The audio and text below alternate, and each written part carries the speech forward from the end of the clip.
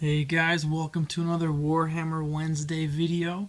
We're going to be going over the tactical objectives from the new Angel's Blade supplement. I flipped through them last week's video, didn't really pay much attention to them, and then I realized, wait a minute, these are exclusive. So let's take a look at them today.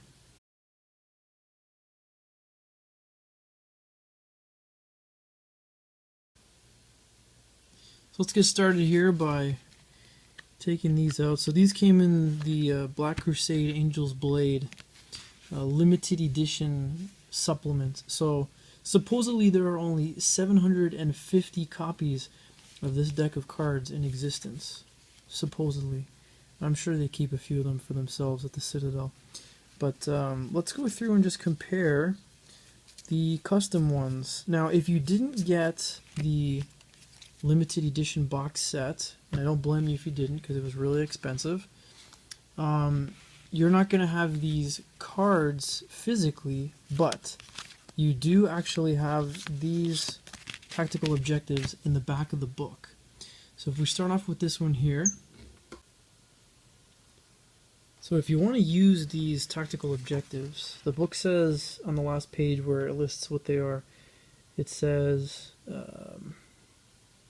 players use the normal rules for using tactical objectives with the following exception: when a Blood Angels player with a Warlord who is a member of a Death Company strike force or a Lost Brotherhood strike force, which is also a Death Company centric strike force, you generate, capture, and control objective number 11 through 16. Use the corresponding Death Company tactical objective instead, as shown in the table or on the cards in front of us.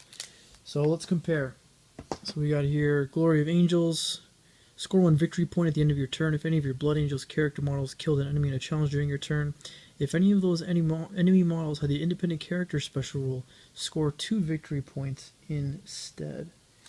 So that objective replaces this one. Valor of the Angels. Score 1 victory point at the end of your turn if you issued at least one challenge during your turn. So it's interesting that you only have to issue a challenge to get a point, but in the other one you actually have to kill an enemy in a challenge, which I guess is easier if you're a Death Company because they are pretty awesome at close combat. Next one is Legacy of, I have no idea how to say this, Kabanda. Score 1 victory point at the end of your turn if at least one enemy vehicle or monstrous creature was destroyed during your turn. This actually sounds like fun because if you're going all out Death Company anyway, you're probably going to have some Thunderhammers going on there for the 30 points that they cost to equip them. That replaces Aerial Assault. Score 1 victory point at the end of your turn if at least one enemy unit was completely destroyed by a Blood Angels unit with the Flyer, Skimmer, or Jump unit type. If at least one enemy unit was completely destroyed by a Blood Angels unit with the Flyer, Skimmer, or Jump unit type during the same turn that the Blood Angels unit arrived from reserves, score D3 victory points instead. That's actually interesting. What's next? Drive them back.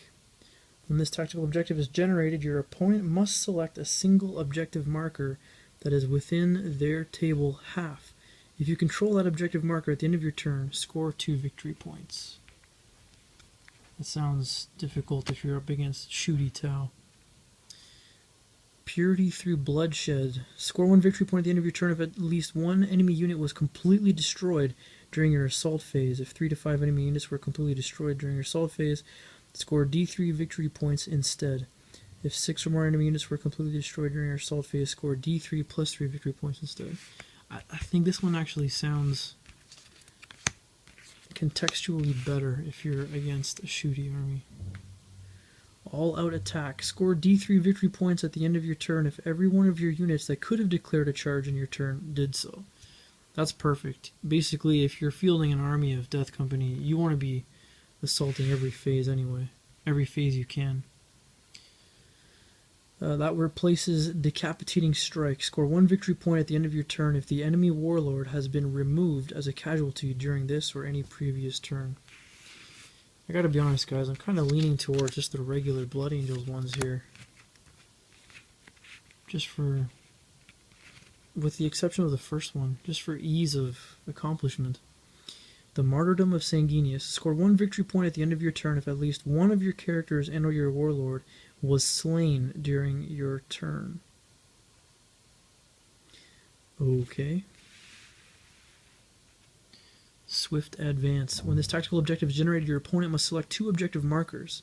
Score 1 victory point at the end of your turn if you control one of those objective markers. If you control both of them at the end of your turn, score D3 victory points instead. I don't like the randomness on that. D3 randomness is discouraging, I find. You do all that work to get the second objective, but you still only get a 1 on the D3 roll. Vengeance for Sanguinius. Score 1 victory point at the end of your turn for each enemy unit that was completely destroyed during the assault phase of your turn. You can score a maximum of 6 victory points with this tactical objective. That's fantastic. That's really good, unless you're up against knights. A unit that's completely destroyed and you're up against, I don't know, something big like a knight that just won't die, or your enemy has all their stuff behind a void shield. That doesn't do anything for me. It doesn't help. Comparing it with what it would replace, Noble Self-Sacrifice.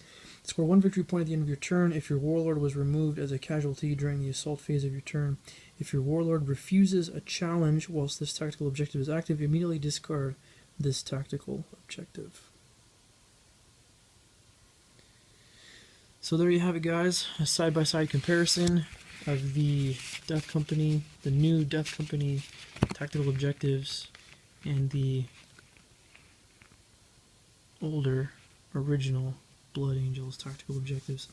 Let me know what you think. Which one would you guys take? I know online there's a lot of discussion about some of the limitations with this new supplement. Some people are voicing their dislike for it. I'm willing to give it a shot. I was actually looking at doing some lists with just Death Company today, and actually finding a real lack of objective secured is a real problem, a real limitation. But if you have any ideas, you have any allied detachments or other formations you can throw in there to help out, drop me a comment. As always, of course, please hit like or subscribe, and we'll see you next time.